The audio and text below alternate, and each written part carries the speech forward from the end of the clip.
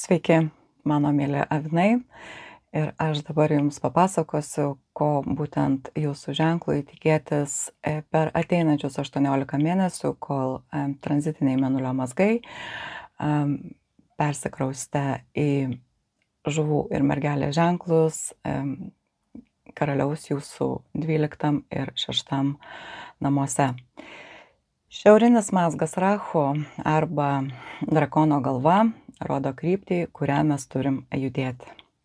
Jis nurodo sritį, kurioje laukia mūsų galimybės, augimas, būtinos, neišvengiamos mūsų asmeniniam tobulėjimui.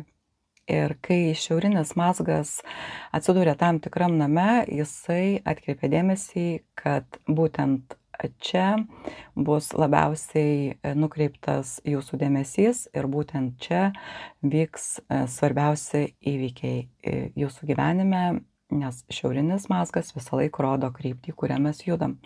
Pietinis mazgas arba ketų drakono uodega, jisai yra sukauptos karmos taškas. Ir jis yra dažniausiai susijęs su praeitimi, su mūsų patirtimi. Ir jis rodo tas sritis, kurias turėsime paleisti, atsisakyti. Ir tai reiškia tam tikrus užbaigimus, netikėtus pokyčius. Ir tie pokyčiai gali būti nors ir nelabai lengvi. Ir nelabai mes planavome, kad jie įvyks mūsų gyvenime, bet jie irgi kažkuria prasme yra neišvengiami. Šis tranzitas bendrai pradeda suprasti įvykius, kurie vyksta mūsų gyvenime ir priežastis, dėl ko tie įvykiai vyksta mūsų gyvenime. Dėl to, iš tikrųjų, jums tas laikas gali būti toks tam tikras priminimas arba susijęs su įvykiais, kurie vyko nuo birželio 2006 metų iki gruodžio 2007 metų. Prisiminkite, kas vyko būtent tuo metu, nes per artimiausius 18 mėnesių jūs galite tikėtis labai panašių įvykių. Kadangi mazgai jau pakeitė ženklą ir iš jūsų iškeliavo šiaurinis mazgas į žuvų ženklą sausio viduryje, tai jūs gali būti, kad jau jaučiate, kurioje srityje laukia jūsų didieji gyvenimo pokyčiai. Tuo labiau, kad paskutinio rudens mėnulio ir saulės užtemimai taip pat galėjo jau atkreipti dėmesį į tuos įvykius, kurių jūs galite tikėtis artimiausių 1,5 metų laikotarpiu. Taip pat kitas laikas, kuris irgi gali jums vienaip ar kitaip turėti užuominų į tai, kas vyks, tai tas laikotarpis, kai mėnulio mazgai buvo opozicijoje ir šiaurinis mazgas buvo mergelėje, o pietinis buvo žuvyse, ir tai buvo laikotarpis nuo 2015 metų lapkričio iki 2017 metų gegužės. Tai irgi jūs galite prisiminti tą laikotarpį ir galite sujungti tuos įvykius, kurie vyko tuomet, kad vienaip ar kitaip viskas, kas vyks jūsų gyvenime dabar, bus tarsi atgarsis arba pasikartos tam tikri įvykiai, kurie yra likimo nulemti iš tikrųjų jūsų gyvenime. Paskutiniai 1,5 metų jūs neblogai pakratė. Šiaurinis mazgas rodantis kryptį buvo jūsų ženkle ir greičiausiai jūs turėjote labai puikias galimybės pasirodyti, pasireikšti visas savo pačias stipriausias savybės, lyderystės, galėjote stipriai nesigilinti į kitų nuomonę, imtis labai savarankiškos veiklos, net jeigu kita ta veikla netikėjo, jūs tikrai galėjote aktyviai ją vykdyti, sukurti naują verslą, pakeisti profesiją ir išvis tai buvo toks aktyvaus veikimo laikas. Ir jeigu viskas vyktų natūraliai, dabar jūs galėtumėte mėgautis to savo veiklos rezultatais, bet didieji spąstai karminių mėnulio mazgų yra tame, kad jie visuomet keliauja retrogradinę kryptim, tai reiškia, jie keliauja priešingai negu visos planetos ir jie keliauja ne iš 1 į 2 namą, bet iš 1 į 12. Ir dėl to per artimiausius 18 mėnesių, per 12 tai tikrai, paskui jau truputėlį liesis su kitomis energijomis ir pereidinėsim link vandenio su liūtų energijų, bet artimiausius metus tikrai jūsų gyvenime vyks tokie pokyčiai susiję su 12 ir 6 namo temomis. Ir aš jums dabar detaliau papasakosiu, ko jums galima tikėtis. Visų pirma, tai keisis jūsų santykis su visuomenė, su sociumu. Keisis taip, kaip aplinkiniai jūs mato, keisis tai, kaip matot jūs pats save arba jūs matot aplinkinius. Tai 12 ir 6 namų ašis, tai yra tarnavimo ašis. Ir tai yra tarsi perėjimas į naują žaidimą ir tame naujame žaidime atsiranda naujos žaidimo taisyklės. Jūs norėsite sukoncentruoti savo dėmesį visai kitose srityse, negu buvote nukreipę tą dėmesį per paskutinius 1,5 metų. Nes iš tikrųjų tas dėmesys jūsų ten nukreiptas galėjo būti ir dėl to, kad jūs pats taip norėjot, arba dėl to, kad taip reikėjo, jūs vertė išorinės aplinkybės. Ir šis tranzitas mazgų per 12 ir 6 namus suteiks jums galimybę atsipūsti nuo tos labai aktyvios veiklos. Jums labiau norėsis atsiskirti, nusišalinti nuo išorinio pasaulio. Tos temos, kurios buvo jums aktualios, staiga taps nebesvarbiomis. Jums norėsis labiau skirti dėmesį į savo vidinį pasaulį, į tai, ką jūs slepiate nuo išorinių akių, nes 12 namas yra tai sielos namas, kur mes niekam labai plačiai nepasakojame apie tai, kas vyksta viduje, bet patys dažnai užgniaužiame ir nesigilinam. Ir dabar šiaurinis mazgas žuvyse jūsų 12 name greičiausiai paskatins jūs pasigilinti būtent į savo vidinį pasaulį, į savo gyvenimo prasmės paieškas, į naujos prasmės paieškas. Jūs bandysite suprasti, kodėl prieš tai atlikti jūsų veiksmai, poelgiai, sprendimai buvo būtent tokie, o ne kitokie. Kodėl viskas taip vyko, tai bus analizė. Tarsi jūsų gyvenimą atvažiuoja inspektorius, pateikia jums sąrašą ir sako, štai, pasirašykit, jūs padarėte tokius ir tokius sprendimus, atlikote tokius ir tokius veiksmus. Dabar užsiimkite gilią analizę, kodėl visą tai vyko jūsų gyvenime per paskutinius 18 mėnesių. Ir tai iš tikrųjų bus toksai laikas, kada jūs tai darysite, nors avinai jums visiškai nėra tai būdinga sustoti ir duoti laiko savo asmeniui vidinę prasme. Jūsų veikla dažniausiai yra išorinė, aktyvi, jūs ryškus, saulė egzaltuoja jūsų ženkle ir jūs visą laiką pranešat apie savo aš, bet per ateinančius 18 mėnesių jūs daugiau galvosite apie tai, kas esu aš, negu kad pasakosite tai visiems aplinkiniams. Tai yra laikas, kada šiaurinis mazgas gali atkreipti dėmesį į kažkokius chroniškus susirgimus. Tarkim, jūs bėgot, dirbot, veikėt ir pas jūs įsivystė kažkokios sveikatos problemos susijusios su tuo, kad jūs tiesiog neturėjote laiko skirti savo sveikatai, savo įsisenėjusioms sveikatos problemams laiko. Ir šiaurinis mazgas tikrai pasirūpina, jau dabar rūpinasi iš tikrųjų, kad jūs turėtumėt laiko sustoti. Sustabdo dažnai mūsų visą tą susirgimais, paguldydami į lovą, kai mes negalim tada jau bėgti niekur, nieko daryti. ir jau pradedam labai intensyviai rūpintis pačiu pagrindiniu savo turtu, savo sveikata, tiek vidinė, tiek išorinė. Ir iš tikrųjų, kai 12 namas, kai šiaurinis mazgas yra šiame name, labai puikios galimybės atsiranda, jis atneša galimybės surasti gerą specialistą arba surasti gerą metodiką, išgydyti toms savo chroniškoms ligoms. Ir tie iš tikrųjų dar gali būti susijęs su žalingais įpročiais. O žalingi įpročiai tai nėra tik rūkyti, ten vartoti alkoholį, narkotikus arba dar kažką, nors tai absoliučiai fantastiškas laikas ateinantis 18 mėnesių įsižadėti šitų įpročių, suvaldyti juos. Bet tai yra ir tokie dalykai kaip vėlai eiti, miegoti ir tiesiog neįsimiegoti gerai ir vėl išeikvoti labai daug energijos per dieną.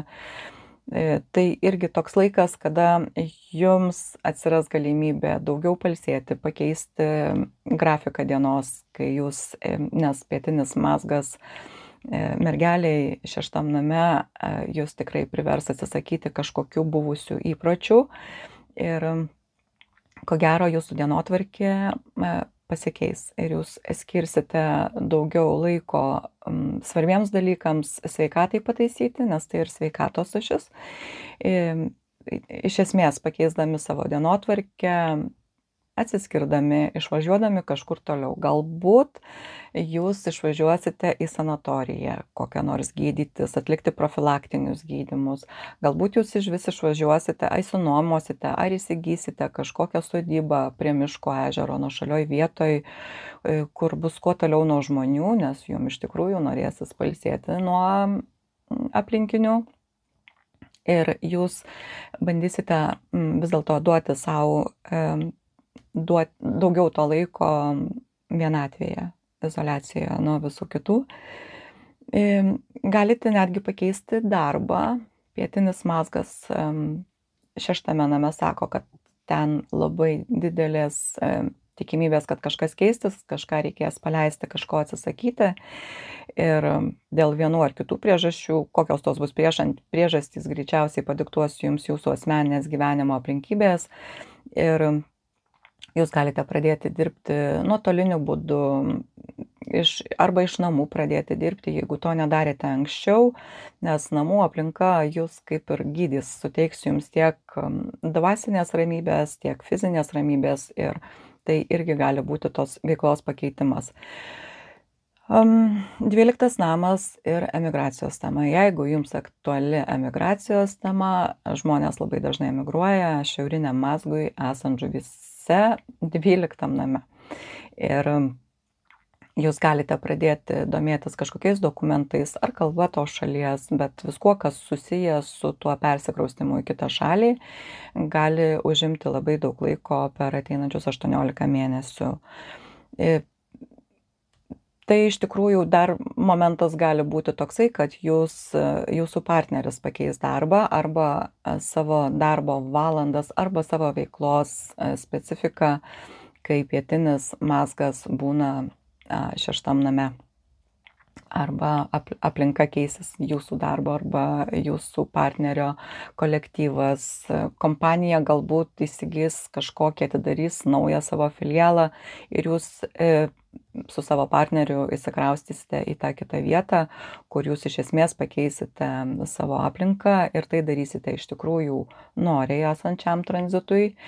Ir tikrai bus tinkamas laikas atlikti tuos pačius svarbiausius gyvenimo pokyčius, kuriuos jau senai reikia atlikti, bet dėl vienų ar kitų priežasčių jūs niekaip tam nesurasdavote arba laiko, arba nebuvo tinkamos progos. Dažnai šis laikotarpis sutampa su išėjimu į pensiją, dekretinėmis atostogomis, arba išvis žmogus jaučia, kad perdegė ir jis pasiima pauzę savo karjeroj tam, kad tiesiog apgalvotų gerai, ar tikrai jisai gali toliau dirbti tą darbą, ar atėjo laikas jau keisti kažką. Taip pat gali būti rūpinimasis kažkuo. 6 namas mergelėje jūs gali priversti pasirūpinti kažkokiu jums brangiu žmogumi, padaru, kuris jums reiškia kažką labai svarbaus dėl jo sveikatos problemų, ar tai dėl kažkokių kitokių asmeninių aplinkybių. Iš tikrųjų, šiaurinio mazgo tranzitas 12 name tai yra ieškojimas savęs, gyvenimo prasmės, bandymo suprasti save, įsiklausyti į savo vidinį pasaulį ir jūs galit susidomėti naujomis veiklomis, tokiomis giliomis filosofinėmis rytų kovos menais, rytų filosofija, joga, meditacija. Tiesiog galite pradėti lankytis taip vadinamuose jėgos vietose, jeigu jūs tai domina. Ir tai gali būti nebūtinai visuotinai pripažintos jėgos vietos, kurios turi savyje labai stiprią energiją. Tai gali būti ir pradėjimas lankytis bažnyčioje arba važinėti į kažkokius senovinius, svarbius, įžymias vietovės, kur, tarkim, koks nors aukojimo kalnas pagonių, įvairūs tokie dalykai, kurie anksčiau arba nebuvo laiko, arba jums buvo ne visai įdomus, dabar gali atkreipti jūsų dėmesį, nes 12 namas tai yra labai toks gilus filosofinis, jis yra ir dvasingas, bet ir ezoterinis, tuo pačiu metu jūs galite pradėti domėtis taro kortomis, astrologija, numerologija, visomis tokiomis alternatyviomis sritimis, kurios irgi padeda gilintis į žmogaus psichologiją, nes 12 namas tai yra ir mūsų psichikos namai. Ir kad padėti savo geriau jaustis, jūs galite pradėti atsakymų ieškoti būtent tenais.